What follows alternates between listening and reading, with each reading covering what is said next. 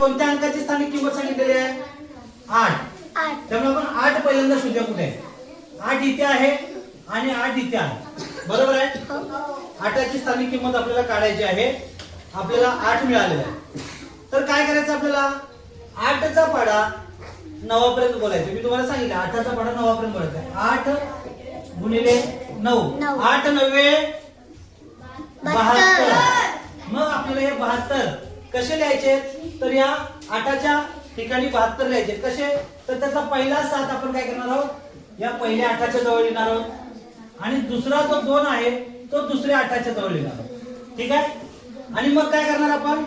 या 2 अंकांच्या मध्ये जेवढे पण अंक आलेले आहेत तेवढे 9 लिहिणार आहोत. किती अंक आले? 1 2 3. म्हणून इथे 1 9 2 9 3 9.